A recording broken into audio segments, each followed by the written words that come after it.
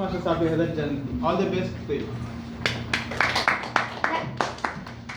So now I welcome the second speaker for today, Gavel, Maryam, Safi, Hyder.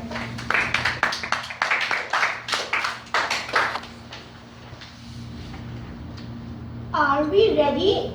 Yes. Are we ready to Yes. face natural calamities? Yes, we can try and prepare ourselves. But can we ever be ready to lose our near and dear ones? No, never.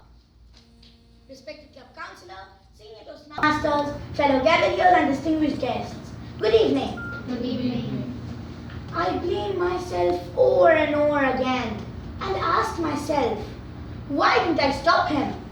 Said Ishikawa, a 65-year-old Japanese woman, to one reporter as she sat in a shelter where she had lived since that day, the day when tsunami had hit Japan in 2011. Ishikawa lived with her family in Kojifuma, a small town in Japan. Her son was a firefighter.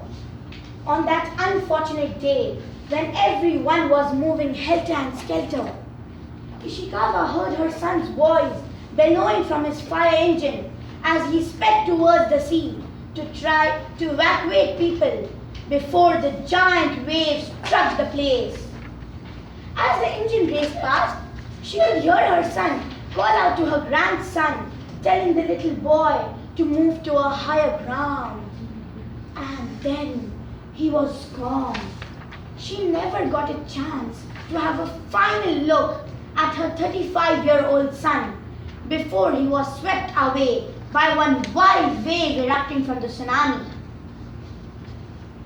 She is haunted by what had happened and will never forget that sad day. Was she alone who suffered such a grave loss? No, there were thousands of them. Still, many of them are in mental shock. 2 weeks back, our hearts sank hearing the news of the massive earthquake in Nepal, measuring around 8 points on the Richter scale. My father has a colleague in his office, a young Nepali boy. He assists him and other staff in the office. For the first few days, he was totally in dark about the welfare of his parents, wife and a son, as there was no means of communication. What he knew for sure from the news on the TV and internet was the fact that all the houses in his village had caved in. That news made him very restless and sad. All he could do was to hope and pray that somehow all his family members are safe and alive. No one can really understand the agonizing days and nights he spent. After 3 days, he got the sad news of his sister, who was living with her husband and kids far away from his village, was one of the victims. She was living out in the fields after the earthquake had destroyed a big portion of her house. After a day, she went inside the destroyed house to search something she could give to her hungry infant. After she entered that house, the roof of one portion fell down, burying her inside the house. Now, the infant will be forced to live without the lap of his mother. May God help all of them in this hour of difficulty. Those 2 deadly calamities in which thousands of lives were lost show how much vulnerable we are to natural disasters. Whatever we do, whatever we decide, whatever we plan, they remain as they are.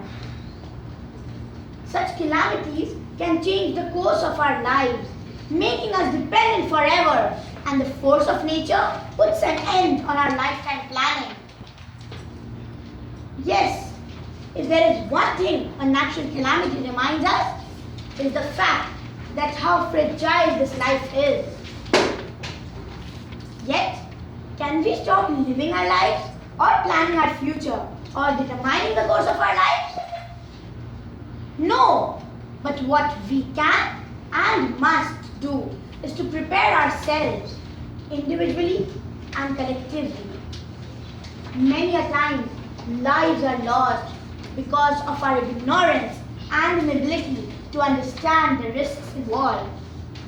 For instance, the sister of my father's colleague should have avoided entering a partially fallen house where there was a risk of the house falling down due to continuous tremors and rains. Strong tremors keep erupting continuously after a strong earthquake, and therefore one must live out in an open space for a few days. On the first sign of earth trembling, one must try to get out of the house or building immediately, leaving everything. One must never use an elevator or lift to get out of the building, as there is always a possibility of a power cut, making one stuck in the elevator.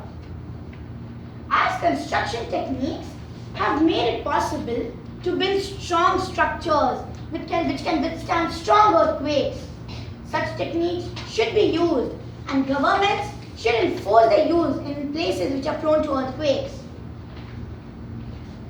We did a mock drill a few weeks ago in our school where we were guided how to react if, God forbid, fire breaks out in our school. Such mock drills should be conducted for earthquakes as well. I end my speech with prayers for all of those who passed away in the earthquake in Nepal and India. May I request all of you to stand up for a few seconds to pay our condolences to those who lost their near and dear ones. Thank you. Back to you.